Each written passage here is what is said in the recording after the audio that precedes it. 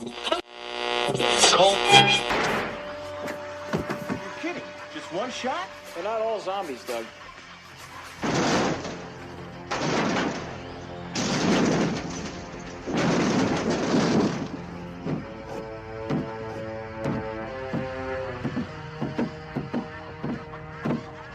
How do you fight this thing?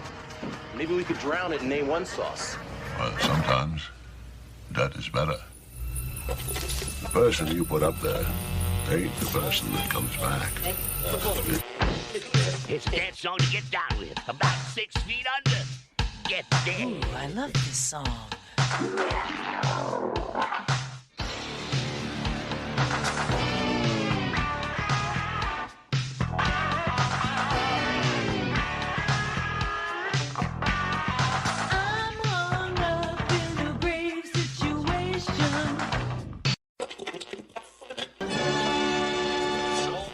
And now we come to the thrilling final episode of our radio drama. Hello and welcome to episode 152 of the Rotten Views podcast. But you guys already know that because you clicked on the link to listen to the podcast. Unless you have this like auto saving into your playlist, into like your new episodes, and it just automatically plays.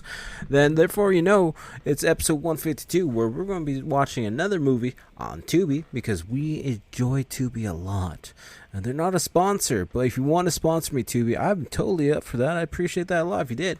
I know it's never going to happen because there's a lot other podcasts much more successful and better than mine that watch movies off of Tubi and are always talking about Tubi. But, you know, I'm just putting that word out there. If you guys don't know what Tubi is, go check it out. But, you know, I'm not here to talk about Tubi, even though it's a great free app. We're here to talk about The Food of the Gods from 1976. But before we do get into the movie, I would just want to put some of the business out front. If you guys could, give the podcast, give my personal account, whatever, a follow at Typhonsign.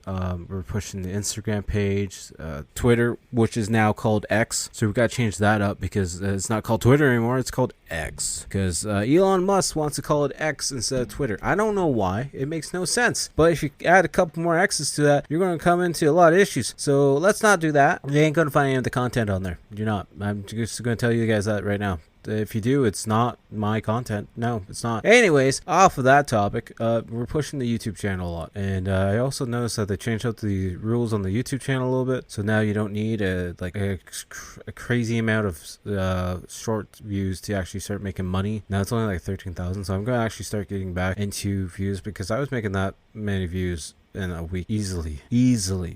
So we're going to focus more on the YouTube channel. I'm actually posted a drawing video, a time-lapse drawing video in the short section, because I've also been doing live streams. I've done a couple live streams on Twitch. I've done a couple live streams on YouTube as well directly. I've just been using Streamlabs off my phone, which is super freaking easy. We've just been doing like the headset setup, no actual head face cam or any fancy layers or, you know, outlines or whatever. Overlays. That's the word I was thinking. Overlays. No fancy overlays, just basic, you know, stream. Just, you know, looking down at the artwork and seeing my hand as I draw. That's essentially it, and just talking about random stuff. So if you guys want to, you know, come into a couple of those streams, you know, definitely follow the Twitch account and YouTube at Typhonsign. We also do some gaming streams on Twitch as well, and I will at some point set it up for YouTube as well. I just don't set up my OBS that much or Streamlabs that much from my laptop, which I gotta do a little bit more often if I want better streams to be a thing. So we'll get that eventually. But like I said, if you guys can follow the YouTube page, and we're on Threads as well. I'll have the link down below for that as well. There's too many social media sites. There really is. You know, we got the TikTok as well. But like I said, all the links will be down below. The main thing being the YouTube channel at this point in time, because I do want to create more content for the podcast and just more art related streams and other, you know, podcast episodes and whatnot. You know, and at some point down the road, we'll have a live YouTube stream for the podcast. I don't know when that's gonna be. Probably gonna be like a watch along kind of thing. I'm not sure yet. But we still gotta get the cameras and everything set up in an actual space where I feel comfortable streaming and having a face cam and all that fun stuff. But enough of that. You guys aren't here to listen to me talk about that. I know you don't want to hear about all that other fun stuff. You're here to listen to me talk about the podcast. Unless you guys are here just to listen to me talk, then I appreciate that, and it means a lot. I thank you guys for coming back each and every week. I don't know why you do it, but I appreciate it. And I will say I saw another big jump in the listens on Spotify. We've actually gained another, I think, 29 in the last week, which is pretty cool. It's nothing major, like it's nothing crazy, like 100, a couple thousand, whatever. But to keep growing and getting an extra 29 listens here and there, and more subscriptions and whatnot, it's awesome. I appreciate it. It does mean a lot. And I don't know if I mentioned this on the last podcast, but once I do get 1,000 subs on YouTube, I'm going to be giving away a free drawing or a couple drawings. I'm not too sure yet. We'll see how generous I feel at the point in time. I'll probably be at least a couple. I'm not going to just say one, because I'm just nice like that. So if you guys can get me to 1,000 subs, share the podcast, share the YouTube channel. I highly appreciate that. But yeah, we're going to get into the episode at hand because it's 10 o'clock at night. I've been up since I think 5:30 today. Abby had a birthday party to go to later in the day. We had to do some work and whatnot, so just got up early to get the day started. And it's been a long day. This last couple hours has actually kicked me in the ass. I've got coffee in my system though, and I got some G Fuel to fall back on. Not a sponsor either, but G Fuel, if you do want to sponsor the podcast or the streams or whatnot, I appreciate that too. I know it's not going to happen anytime soon or probably ever, but that's fine. I can dream, right? All right, well, enough of me yapping about that kind of stuff. Let's get at the movie at hand. The reason why you guys showed up, and as always I say every time, if you guys don't want to be spoiled, especially on a movie that came out in 1976, I really don't want to hear if I do spoil stuff for you guys and you don't like it, because that's just silly. You feel free to pause the podcast now, go download Tubi, watch it on there. Don't even need to create an account, just go in as a guest, watch the movie, and then come back and listen to me talk about it, because we appreciate it and I need you here. I need all the listens I can get. I don't really, I just do it for the fun sake of creating stuff. I like creating stuff. I like being a content creator, and that's why I do this crap. But yeah, we're gonna talk about the movie now, so if you guys don't want to be spoiled, feel free to pause it. If not, then put on your big boy pants or whatever and listen to me talk about the movie and make no sense, and listen to me make multiple failures at the human English language, because I am good at that. Gotta be good at something, right? So as read from Tubi, movie came out in 1976. It's a PG movie for an hour and 28 minutes. It's a horror sci-fi movie, and the synopsis: during a hunting trip on a remote Canadian island, a group of friends must contend with giant bloodthirsty animals in this cult classic. Directed by Burt I. Gordon, also known as Mr. Big. I think it was Forrest J. Ackerman that used to call him that. And if you guys don't know who Forrest J. Ackerman is, definitely go look it up. He is the man behind Famous Monsters of Filmland magazine. And he had this own little museum in his house. He passed away years ago, I believe. I'm not up to date on when the passing of him was. Definitely, I watched a couple of documentaries on him. Very interesting guy. Burt I. Gordon actually just passed away this year in 2023. That's kind of shitty. He was the director for this movie, which has a 4.6 on IMDb. He was also the director of Empire of Ants, The Mad Bomber, and The Cyclops from 1957. And The Mad Bomber was from 1973 as well. So yeah, he's working on movies up until he actually worked up until 1989. Took some time off and came back in 2015 for some reason. I was interesting. Also, this is written by H.G. Wells, War of the Worlds and The Time Machine. War of the Worlds originally from 1953, which has a solid 7 on IMDb. And then The Time Machine, which I don't think I've seen, from 1960, which has a solid 7.5. I just looked too on IMDb, and I don't actually see a tagline for this movie, which is very interesting because that's usually never happened. But on the trivia side, oversized reproductions of worms, chickens, wasps, and rats were used to create the gigantic creature effect. 6 different mechanized rat heads and 4 human motivated rat costumes were also employed. Good to know. Oh, there's a tagline. I don't know how I skipped that. Tagline: one taste is all it takes. Were we trying to sell some food here? What kind of tagline is that? But it's a food of God, so whatever. Also, the actual tags, which I kind of got a laugh. It just seems odd. When animals attack, makes sense. Murder of a woman and women with gun and pregnancy. Pregnancy is also in their tag. There's 137 more, but I'm not reading them all because I don't want to. Also, there's a second movie to this, Food of the Gods 2, or just known as Part 2, from 1989. It's rated R for an hour and 31 minutes. I haven't seen that one, but I might watch it just for the sake of watching it, just because I want to. I don't really want to. I feel like I'll obligated to. Also, you can watch this for free on Plex.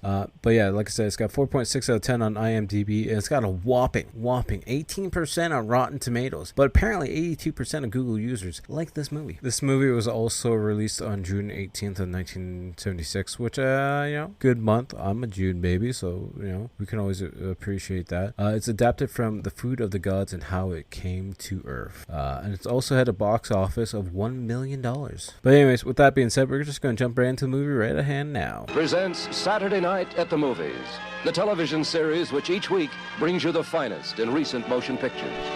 Tonight, More frightening than his War of the Worlds. More imaginative than his time machine. Now, H.G. Wells' masterpiece of science fiction, The Food of the Gods. The terrifying tale of man fighting for his life against an ecology gone berserk. This is the last chance for an unsuspecting world against harmless animals and insects made huge and vicious by the food of the gods. Marjo Gortner.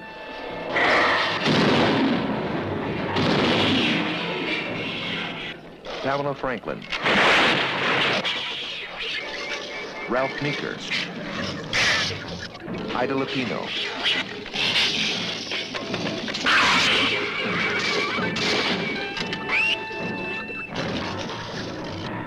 H.G. Wells' The Food of the Gods for a taste of hell. Rated PG. See the movie starting out with a solid blue screen with the yellow writing. It's saying a Burt I. Gordon film. And then, of course, it's by AI Films, American International, I believe it is.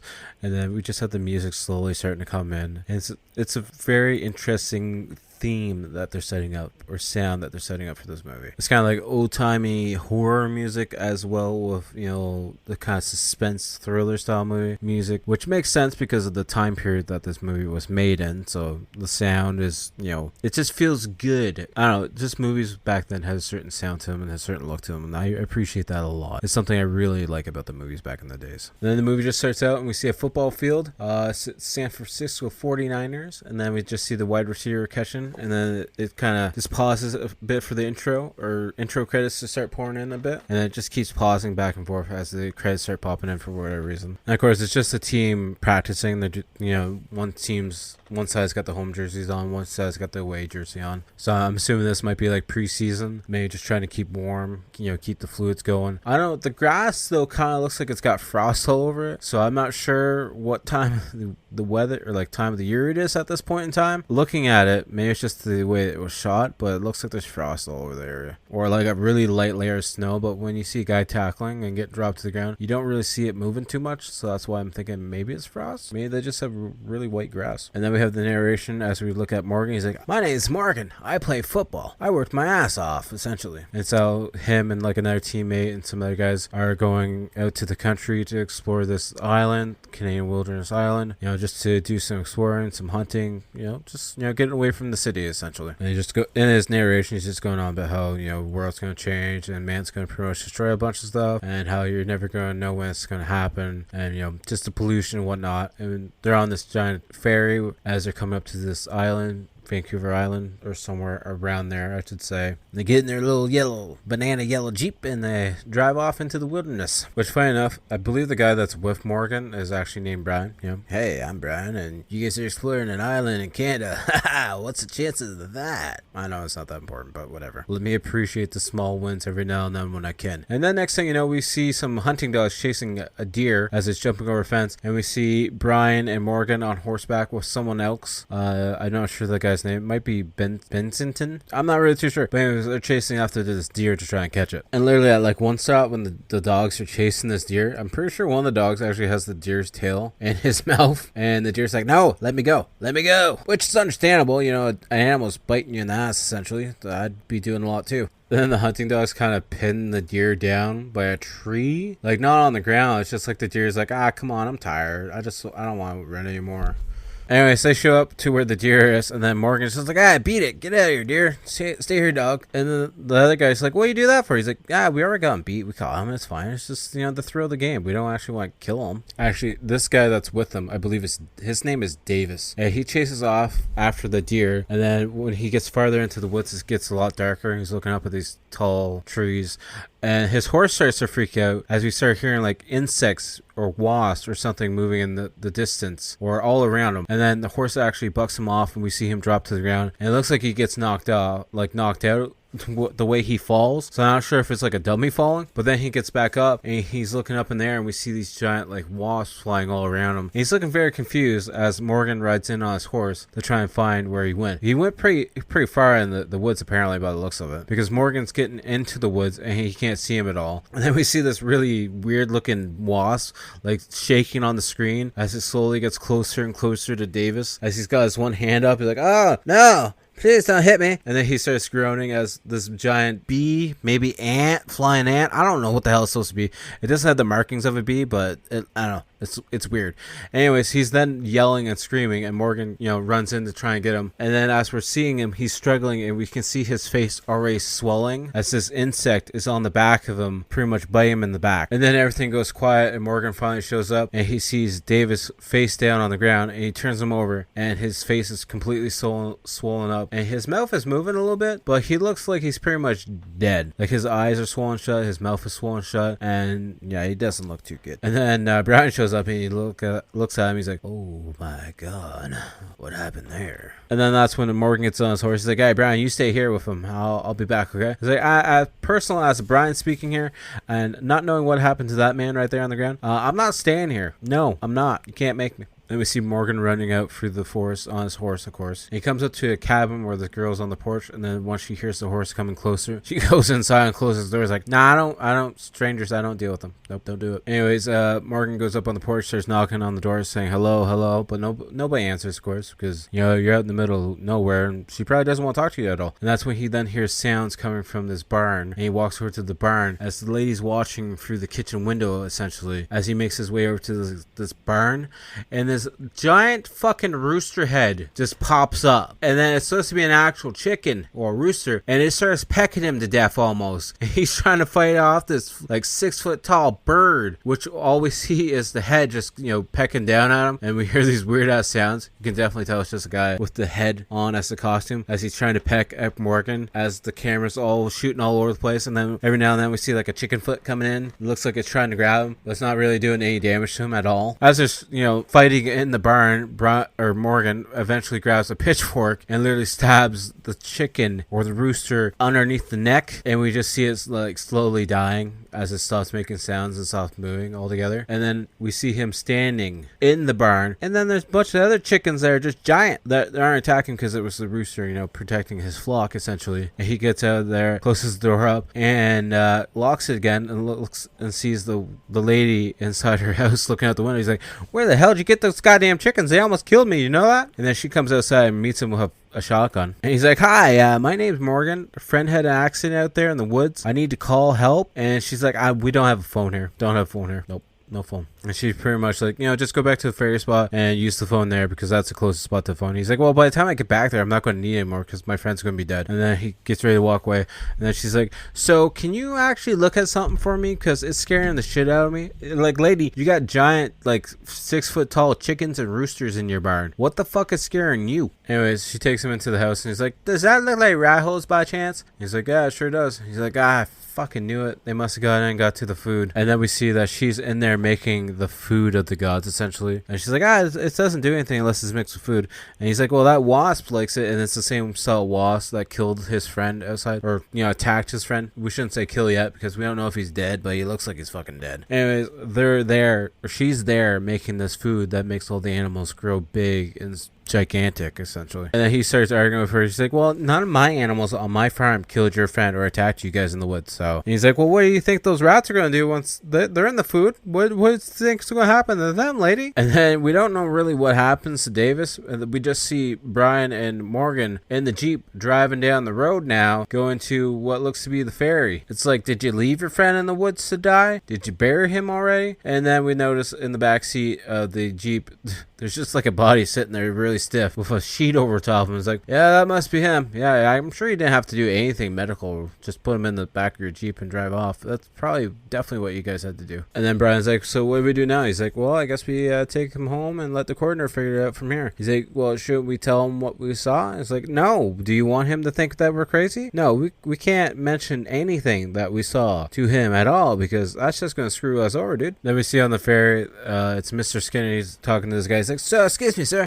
Did anything funny happen today by chance? And the guy's like, what do you mean? He's like, just anything happened, you know? He's like, well, a guy was steak hunting on the island and fell off his horse and died. And they're like, oh, so, did anything else happen? Anything weird? He's like, well, he's, swollen and stuff. And Mr. Skinner's like, so, did his friend say anything else about, like, anything big, insect-wise, maybe by chance? Yeah, I'm just curious by chance if there was anything else said about it, or if they do know that he fell off his horse and that's how he died. I'm just curious, that's all. And the guy just walks away, and Mr. Skinner just gets back in his car like, oh crap, I'm in trouble. And that's when we find out he's going back home to his wife, who's the lady in the little cottage that has the giant ass chickens, and she's sitting inside her house, and we just hear glass breaking, and she's like, oh, that's probably not good. And she goes into her kitchen, and she's all worried and stuff, and we see like it looks like a jar of peaches has fallen over on her shelf and opened up. It's like, how would that just happen? Is your place haunted? Is that how that happened? Just curious how the jars just randomly fall over like that, and it's not a big deal, and you're just going to twist the top back on like nothing ever happened. And then she's like playing around for jars and stuff moving, and then she starts freaking out because these big like caterpillar slugs or something. I think the caterpillars, they look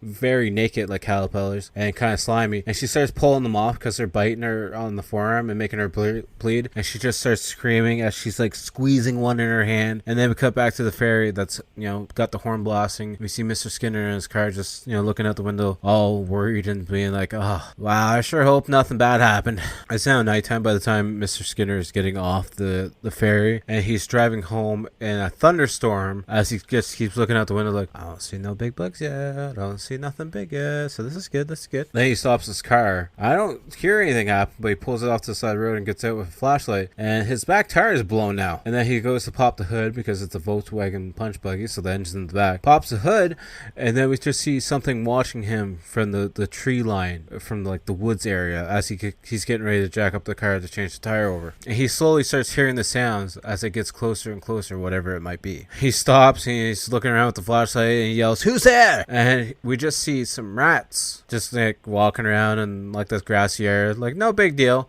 And then that's when we then figure they're supposed to be big rats because they're making their way through the tree line towards his car, as he's now back inside the car freaking out. He's like, no, I gotta hide from the rats. And then out of nowhere, this rat head just pokes right through his front windshield and starts scratching his face open and making him bleed. And then we just see, it's a funny shot nonetheless, but it's a model car with just some normal mice on top of it. But it could be rats, I don't fucking know, but maybe they are some normal sized rats, and it's just this little model car, and they just have the rats walking over, and we just see like this fake rat head like biting at the door to open the door up and everything. Even though it's like really bad practical effects, I still enjoy this stuff much more than the CGI and whatnot of modern day movies, because they put more thought into trying to make stuff look real, and I appreciate that a lot. This movie's not great by any means, but I can appreciate the work and effort that went into it, as we see Mr. Skinner literally getting ripped apart by like 8 different rats. One's got his ankle, couple's got his arms, one's going for the stomach, and we just see him dead on the ground now, being dragged on his back. Then we see Morgan back on the field,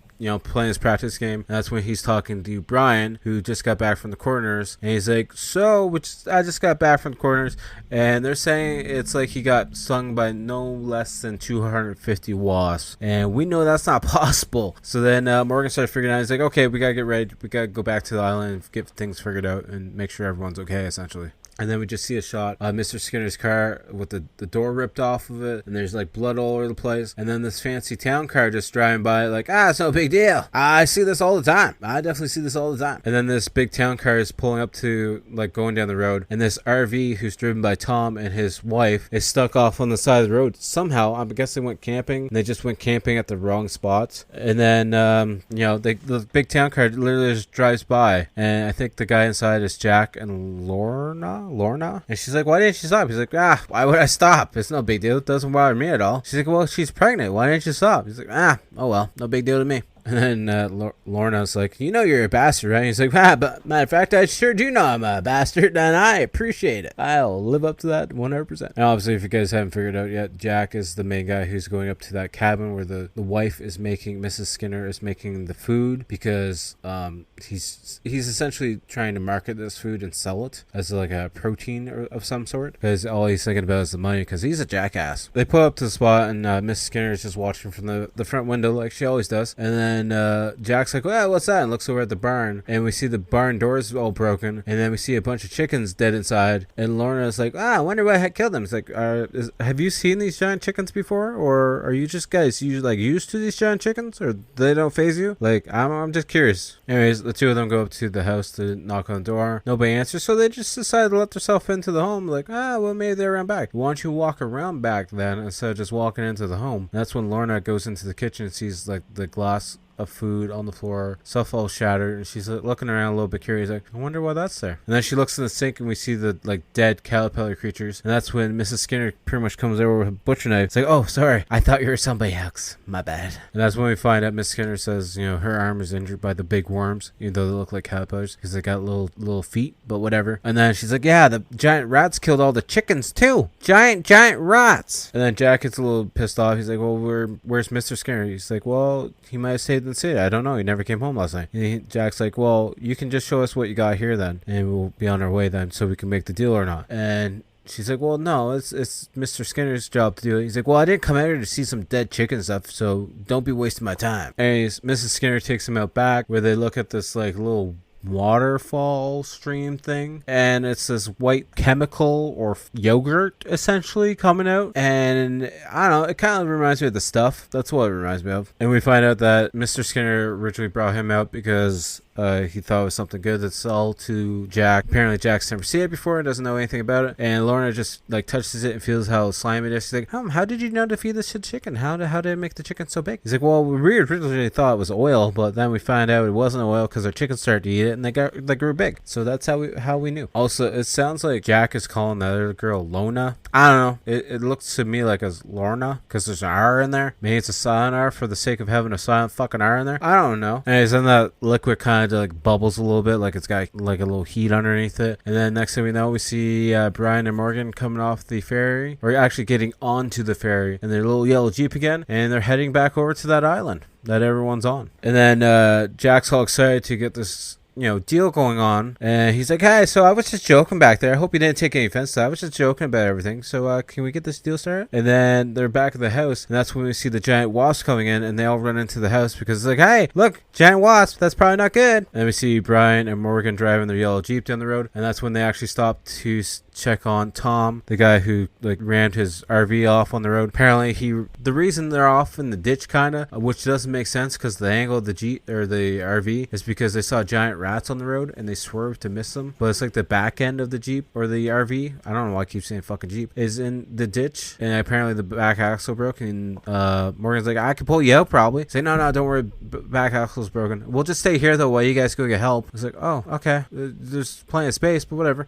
Anyways, they start driving to that house where Mrs. Skinner is, and then we see Jack coming out with a shovel to try and fight off the wasp to get back to his car, but it doesn't look like he's doing too well. It's kind of funny how it's shot too, because I think Jack is pretty much just swinging his shovel, and then the oversized bees are kind of just overlaid over the shot, and then Morgan and Brian show up, and Morgan grabs literally a bee out of the air and starts squeezing it, and then Brian throws him a gun, and they start like skeet shooting at the bees that all, every time they get shot, there's just a black puff of smoke comes out, and that's it. And then the rest of the bees all just fly away because they're like, I'm tired of being shot at. And then afterwards, Jack's like, oh, it's pretty nice of you guys to show up like that, kind of convenient for me. He said, well, it's kind of not that convenient. We're actually here to deal with some issues. Yeah. Well, just before you guys get too ahead of yourself, I've already sealed the deal for this food, so don't you guys dare try to get any of that chemicals back there, because that's my chemicals, just so you know. Then Mrs. Skinner's like, you know what, there's no deal actually made yet. The Lord gave us this stuff to deal with and to do with what we want to do with. And then Morgan's like, well, Jack Jack, looks like you've been moved back a few spaces now, haven't you? And then Morgan starts telling Jack, he's like, well, I guess I'll just talk to district attorney and let them know to talk to you. He's like, what are you talking about? He's like, well, the wasps killed my friends yesterday, and you're saying the wasps are created by the food that you own, so therefore you're pretty much in trouble for this whole incident. And then Jack's like, yeah, you're on private land, get off, you just go away. And then Lorna tries to get all close to Morgan as he's trying to get a plan set up, and he's not really paying too much attention. He's like, you don't really like a woman around when you're, busy doing stuff, do you? Like, well, I just met you and I don't really care to know you that well, so yeah. And then we find out Thomas and his girlfriend or wife are out in the woods because they want to see things more clearly. Apparently he wants his name on the baby, and they're arguing about this whole thing. I'm not sure if it's the last name or if there's a name that he wants to pick out. I'm not sure what it is, but apparently the baby's kicking the whole time. Then Morgan and Lorna go into the woods a little bit to kind of, check out the area a little bit, and that's when they come to this giant, massive wasp nest, which is crazy because it's on screen. It looks like it's probably like 8 feet tall. That's when Morgan's like, pretty crazy, huh? Let's get back to the farmhouse, actually. And then we hear some thunder and lightning striking, and then we see a bunch of giant rats just moving through the trees somewhere. It's now the nighttime, and we still hear the thunder clapping in the background, and we see Brian and Morgan sneaking up to that wasp nest to try and take care of it and kill off all the wasps, as he's got like this little trough there one of them's carrying. I guess they're probably going to try and light it on fire. Maybe it's full of gas or something. I'm not sure. We see Morgan going up to the wasp nest, and it's a lot bigger than what I thought it was, because it also looks like it's almost like 5 or 6 feet wide. And Morgan kind of gets underneath it and starts looking at it, and Brian's just like, you're crazy. He's just looking at you like, oh, you're crazy. You're so stupid. You're gonna get us both killed. And they start filling up the nest with some chemicals to make the fire spread faster, and they put like a bunch of cloths up and douse them in gas. And then we see Brian looking through his pockets trying to find the matches, and they're getting ready to set the whole thing on fire. Which sort of things were back then were probably a lot different. But setting a fire in the BC area, probably not the smartest thing to do. But then we just see the whole wasp nest going up in flames like nothing. And then it blows up for some reason. I guess maybe the chemicals that they put up and underneath it. I don't know. And then like out of nowhere, Mrs. Skinner starts running over. It's like, they got Lorna. And it's like, what happened? It's like, I'll show you. Just let's go look. And apparently she's just saying that the rats got her somehow. I'm not sure how. And then Mrs. Skinner taking her back to where they were. Apparently they're going for the woods a little bit, and then the earth gave out as they're getting chased by the rats, and now she's down this tunnel system that the rats made, and they're yelling down to her. She's just like, get me out of here. And then Morgan's like, I'm coming down to get you. Like, well, you're coming down to get her. How are you guys getting out then? Then Bensington Jack or whatever comes over. He's like, is there anything you didn't feed the food to by chance that we should know about? Like anything else that's giant? Anyways, then Morgan and Brian create this, put this log across, and they have this giant yellow nylon rope. Not sure where they got it from, but they tie it off, and Morgan goes down to get her, even though she could have just tied herself off and they could have probably pulled the rope up. But whatever, it's fine. They're making time for the movie, that's all. Anyways, now as Morgan and Lorna are both down, Lorna, whatever her fucking name is both down in the tunnels. We see the rats moving through the tunnel system a bit, trying to create the suspense of the rats are getting closer and closer, which makes no sense with this system that they got, because now they tied Lorna off to the tree branch that's across the hole, and now poor fucking Brian's got to do all the heavy lifting as he's trying to pull them up out of the hole, and then the branch snaps and he's just yelling down the hole like, Warren, you okay? That's not my fault, man. I swear, it's not my fault, dude. At this point, Mrs. Skinner then points Brian into the direction of air rat holes, and he's like, Jack, would you go in with me? He's like, no, not a chance, dude. Not happening at all. Nope, no way. And as Morgan and Lorna are trying to make their way through the tunnel system, Morgan starts taking a shotgun and shooting at some rats, and they run off scared. I think one of them actually got shot in the ass. Could be wrong. It definitely looks like it got shot, but it ran away, screaming, of course. Then like one of the puppet rat heads come into the corner of the screen, and Morgan's got to use the butt of the gun just to start smacking it, and then it finally falls away out of the shot. Then another rat jumps into the scene, and Morgan just shoots it with the shotgun, and it's dead. And then we see Brian meeting up with them. He's like, I found the pathway out. Come on, guys, go this way. Then all of them finally get out of the rat tunnels, and Jack's like, thanks to you, kid, we missed the last ferry. He's like, you bastard, shut the fuck up. And then we see Thomas and his wife at the RV. We see this random white rat with red eyes just kind of lurking around the area, and Thomas's wife's laying down, and she's not doing too good. She's kind of having contraptions, and the kid's kicking a bunch, but it's fine. Anyways, then inside the RV they hear some scratching sounds, and Thomas goes outside to take a look at it, and he looks up at the roof, and there's a giant rat on top of it, and he's like, Rita, come to the door, please please come on. We gotta go away now, okay? And she comes outside with him and looks up. He's like, oh my god, what are we gonna do? It's a giant rat, giant rat. Then a bunch of rats start coming out of the woodwork, but they're not like giant rats. They're shot to look like giant rats, but they're just, you know, blown up images essentially, which is very well done for what it is. It's just silly and wacky, but nonetheless, it looks fine for what it is. And then Thomas and pregnant Rita start running away, you know, kind of, she's trying not to scream at all as the baby's trying to kick at her in the stomach, but, you know, they're making good time as the rats decide to just chomp down on the RV. Thomas and Rita finally make it to the cabin, Mrs. Skinner's cabin. He's like, oh, there's rats all over the place. And then Jack's like, come on, Laura, we'll just drive right through them. It's no big deal. I'll just take my big town car. It's fine. Then Morgan takes the keys of Jack's car. He's like, nah, I'm not letting you leave, dude. I'm not letting you leave until I know it's safe. Jack's pretty much just like, hey, it's my car. Give me the goddamn keys. Well, that's rightfully so. If it is his car and he wants to die, go let him die. That's when then Morgan's like, hey, Jack, why don't you come with me in my Jeep so we can go check it out and see if the kids are just over-exaggerating. Maybe they didn't see these giant rats, and maybe there's not so many giant rats. Let's go take a look. And he's like, nah, I'm not interested. Nope, I don't want to. And then Morgan's like, come on, Brian, let's go take a look at it. He's like, Brian's like, come on, why are we going to do this? Why are we going to go take a look at the giant rats? We got other things to deal with. Then as they're driving away, Jack's just like, you dumb bastards. He's a really nice guy. He's a really, really nice businessman. Brian and Morgan pull up to where the RV is, and they're looking as we see all these rats all over the place. I forget which one it is, but one of them's like, oh, so it's a lot worse than I actually thought it was gonna be. Okay, well that puts a little bit of an issue in our plan now. And then they get ready to drive back because they're like, we can't handle this right now. Then we cut back to Mrs. Skinner's place, and we just see Jack at this little chemical area where he's scooping up the goo and putting it into random mason jars. And he's like, I'm just cleaning up. Don't worry about it. And that's when Lorna comes over. He's like, I think Rita may be having a miscarriage or something's going on. You need to help her. And he's like, I need to deal with this. You know, this food's gonna make me a lot of money. So I'm not worried about her right now, to be honest with you. And then Jack's pretty much just scooping the food, we're calling it, into anything, into buckets, pails, mason jars, cups, anything that you can find that can hold the chemical, or food, we should say. Then Morgan and Brian stop the Jeep at the front gate into the Skinner's place, and they lock the gate, and Brian's like, what's going on? You don't think that gate's gonna stop them, right? Anyways, they drive a different area, and they go down to this fence line where the fence line actually goes right into the water, and Brian's like, what are you talking about, Morgan? These rats are gonna swim right through this and get over the fence. What are you doing? What do you think is gonna happen here? And Morgan's got this big fancy plan about some gravity pull, and that the rats are going to have to learn how to swim again at this certain spot, and they're going to pretty much drown essentially and sink to the bottom. At least that's his plan. And that's when Brian's like, the fence isn't going to slow them down at all. He's like, if we hook it up to electricity, it sure will. And then we cut back to Jack and Lorna, and Jack's going on about how he's going to stop hunger with these giant animals, which are going to have a bigger appetite, which then he's going to turn the food into plant food, which is then going to create bigger plants, and then the bigger plants are going to feed the bigger animals, and then the bigger animals are going to solve, apparently, starvation of all, mankind. Then we see Brian and Morgan setting up the trap. They're putting a rod into the little stream, and they got some jumper cables and a generator getting ready to start up as they're hooking the rod up to the generator, and they're end up to the fence, and they get the generator finally working, and they finally get electricity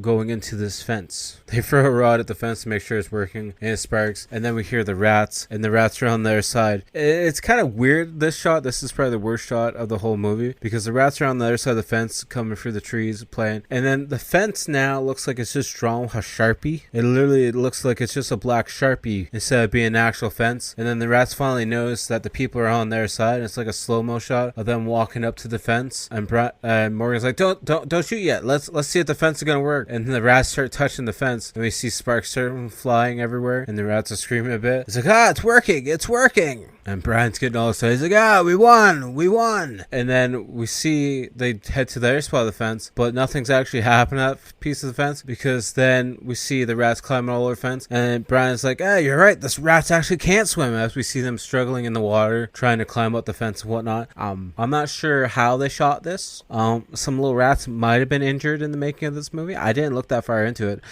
So if they did, don't get mad at me, okay, for watching this movie.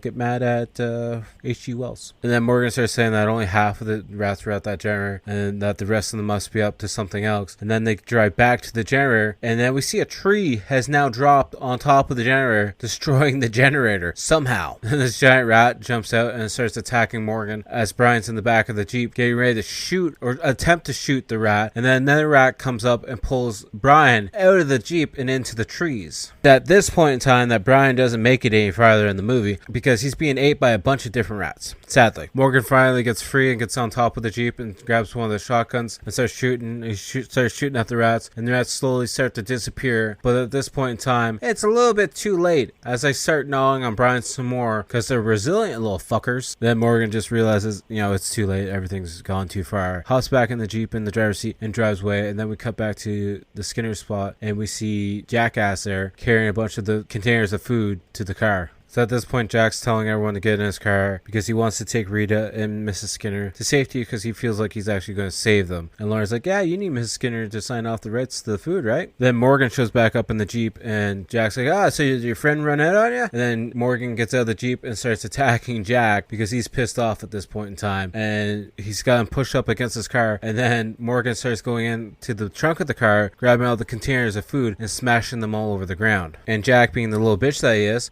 just stands there, starts screaming and whining and crying, and then we see the rats coming down through the trees, through the hill, towards everyone at the house. Then for whatever reason, Jack goes back to his car to try and pick up the food that's on the ground, and as he's trying to put it back in the pails, the rats all start attacking him, and that's the end of him. We see everyone run back into the Skinner's home, and they all start boarding up the windows to try and get to a safety spot. And they're all upstairs now at this point in time, I believe, or they could be still in the living room area. I'm not too sure. I thought I saw them running upstairs, but I could be wrong. Anyways, they're peeking out through the windows, trying to shoot off the rats to try and make them go away. Essentially, they keep fighting off the rats and holding their ground, and we actually do see all the rats start to run away. They're going back into the area where this white rat is, and who's kind of up on a tree branch, and they're all kind of like sniffing him, like, hey, you're weird, you're different than us. And then Mrs. Skinner's like, the wells run dry, and then Morgan looks out the window, he's like, don't worry about it, it's not actually dry, rats just bit through the pipe, jackasses. Mrs. Skinner's just like, well, what are we supposed to do about water? Like, I don't really know what we're supposed to do, okay? Let's not worry about it right now. Then we see Morgan, he's doing something with one of the shells, or a couple of the shells. I'm not sure what the game plan is, but then Thomas gets all pissed off. He's like, well, maybe we should have actually listened to Bensington. Maybe we would have been safe by now. He's like, well, his car's still out there if you want to go into it and try and get out of here. You're more than welcome to try if you want to. We actually see Morgan's making pretty much a TNT stick, essentially the pipe bomb that they used in Tremors back in those good times of those movies. If you guys remember Tremors, we're gonna watch those for the podcast at some point in time. I'm definitely got those on my list of movies to watch. Then out of nowhere, the door opens and a rat pokes his head through, and Lorna has the gun now and literally just blasts in the face, and everyone's like, oh shit, she does know how to use a gun. And then after that, Morgan's setting up some canisters with, I'm assuming, flammable liquid. I'm not really too sure. And Lorna's like, so do you think Benson's right? Do you think we could have drove right through them? He's like, well, yeah, could have, maybe. I don't know. He's like, don't be such a dickhead. He's like, well, how would I know? It's a giant rats. I'm not used to this. I'm a football player. Then we see the rats are like attacking again, and Tom's like, I need some more shells. So he gets some more shells. He starts shooting at the rats through the window, and one of the rats is on top of the yellow Jeep, which now looks just like a Hot Wheel car, and we just see it going like shaking and flying backwards. And Lorna goes to talk to Rita, see how she's doing. Apparently Rita's always had a fear imagining death and how death's being a thing. She's like, nothing's ever been as scary as the thought of being eaten by rats, so that's a new one for me. And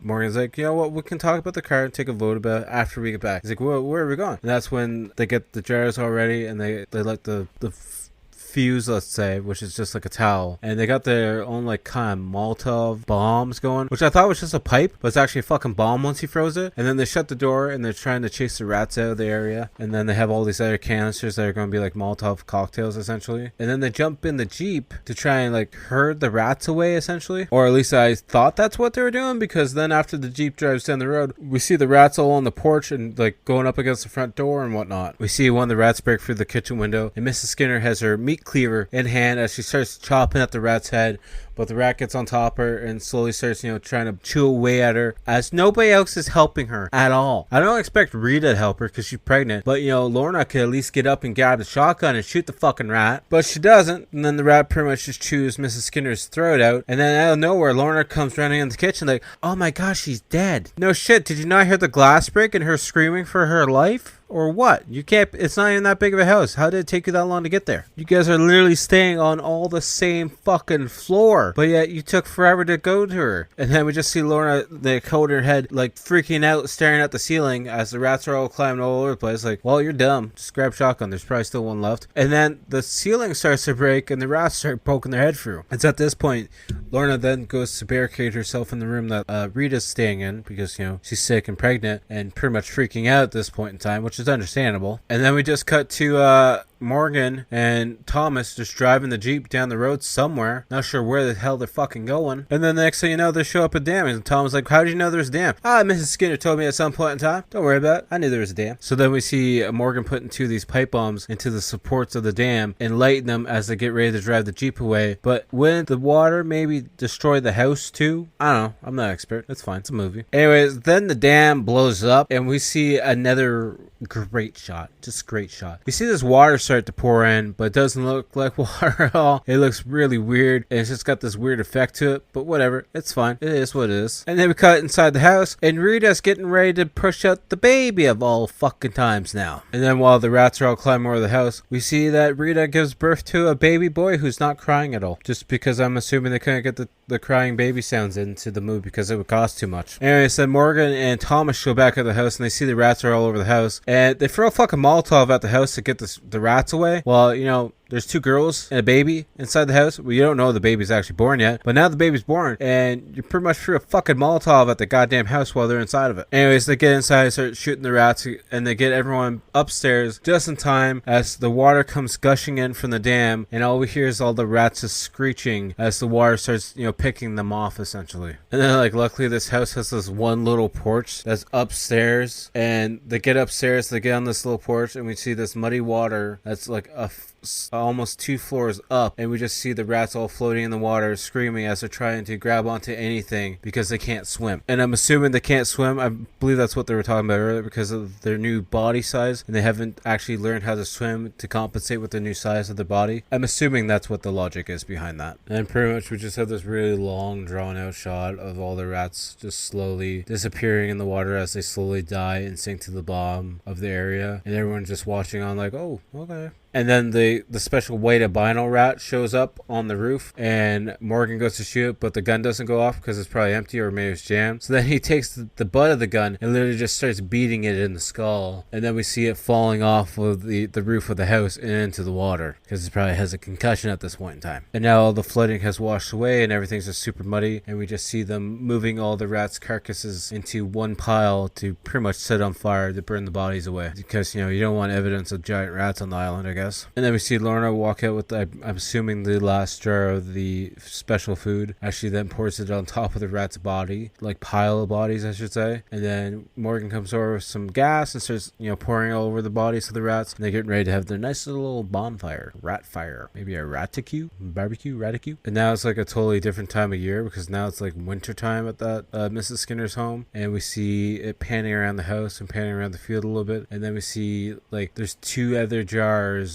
of that special food that are open that are leaking into this little spot, and then a flood comes through and washes the jars down a stream, which then goes into the river. And then we have Morgan narrating over top. He's saying how they got the camper fixed long enough to make it back to the ferry, and that his father was right, essentially saying that when the land rebels back that it will hit harder than mankind ever could hit. And then he hopes that they got rid of all the food. And then we see the jars moving through the water system. He's like, well, I sure hope it got all. And then we see some cows drinking out of this same water system, and we see the cows looking around the jars, and then we see them inside one of the barns as they're getting milked and whatnot, and we can only assume what's going to happen there. we're supposed to assume that the superfood is now inside the milk system of the animals, which is then going into the school system, and now we're going to have gigantic kids apparently. As we then see a classroom full of kids as they're all drinking this milk that came from this farm, and then the movie ends and the credits start rolling. And that's that. This one's just a really silly movie and nothing serious about it, and it's just whack, all around wacky. Just the whole concept that there's this random food of the gods that comes out of this part of the land, and that anything that eats it becomes gigantic sized.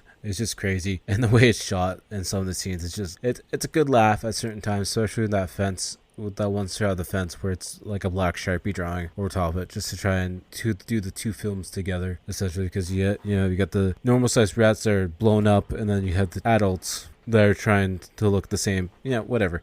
It's weird, it's stupid, and it's cheesy and corny as hell. On the Rotten scale, I'm going to give it 4 out of 5, or 4.5 out of 10. I almost said 4 out of 5. That would have been crazy. I would have definitely judged myself for that. But yeah, 4.5 out of 10 on the Rotten scale. It's it's not something I'm going to come back and revisit anytime soon, but I did watch it on a whim a while ago, and I felt like I should watch it again for the podcast, just because it'd be something funny to talk about. Alright, with that being said, we then have to pick our movie for next week, which we're going to stick on Tubi, because I just saw this movie on there, and I feel like I should watch it, because it just sounds just as stupid as this. We're going to watch the movie called The Nest from 1988. It's an hour and 27 minutes. It's rated R. It's a horror sci-fi movie. The quick synopsis rundown on this one: the quiet town of Northport is being overrun by cockroaches. Its sheriff is pinning the blame on the Intech Corporation's genetic experiments. So we're supposed to assume that there's a corporation that are making genetic super cockroaches, because why the hell not? So we're just gonna watch that because it should be stupid as fuck, and I'm looking forward to it. I shouldn't swear as much, but whatever, it is what it is. It should be fun. It should be fun. It's gonna be a fun movie, okay, guys? I'm not even gonna quote that because I've never seen it before, and it's from '88, so I'm interested in seeing how this is actually shot. It should be the same style, same size of cockroaches. It's just the image blown up, so it should be fun. Should be wacky. Hopefully, there's some wacky costumes and whatnot. And yeah, I'm looking forward to that one. As always, can you guys please check out the outro band, Toronto-based band Blood Opera. You can find their links all below in the show notes. You can find them on all major platforms, Spotify, Instagram, SoundCloud, YouTube, pretty much anywhere and everywhere, Facebook. I will also have the link for the Blood Opera Inc. Etsy page down below as well, where you can buy their band t-shirts, but you can also buy some special effects masks that are actually made by one of the members in the band. I'm not going to say who, because you honestly don't know if that information is needed to be said or not, but it's a member of the band, so if you guys do enough research into the band, which I hope you guys do, you'll figure out who it is pretty easy and pretty simple enough. But yeah, definitely go check it out. Some very cool stuff on there as well. And yeah, it's all custom made, painted, and all that other fun stuff. So definitely go check that out. And if you guys aren't bored yet or tired of listening to me, definitely go check out my YouTube channel. The links will be down below, but at Type for Science, just super easy to find. You can find the weekly gaming video every Wednesday. You can find old episodes of the podcast, and you can also find out hours and hours worth of shorts. And the shorts are only 60 seconds long, and I have hours worth. Just all videos of me either time-lapse drawing or just focusing on a single drawing, and I think there's a couple short reviews and stuff in there as well, so definitely go check that out. And then all my other links will be down below as well, my Instagram, TikTok, I was going to say Twitter, but now it's called X, whatever you want to call it. That site's on there. The Threads link will be down there as well, the Facebook page, and all the other fun stuff. And to be honest with you, I started this movie at like 10 o'clock. It is now after midnight because I had to pause the movie so many goddamn times because there's been so many people fighting outside on the sidewalk of my apartment building, and there's been various amount of car alarms going off, and I just don't want that shit in my podcast because it's enough to edit as it is. I don't have to edit screams out of the back of the podcast. So yeah, it's been a fun night. It's been a fun Saturday night, and I'm looking forward to the rest of this week. Oh, it's gonna be so much fun. Anyways, we got more videos coming out and a bunch of other fun stuff, and I am actually really tired, and I'm going to bed now. So I'll talk to you guys all later. Peace.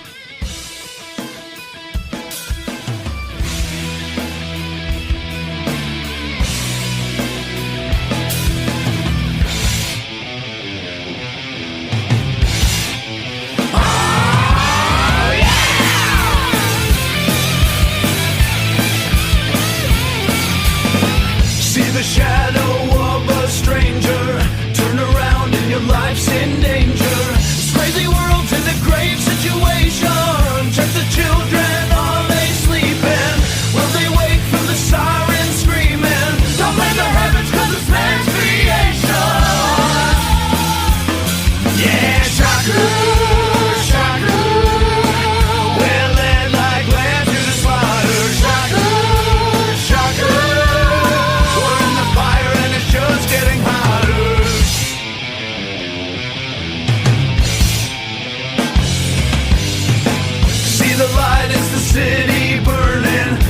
shudder cause the leaves are turning.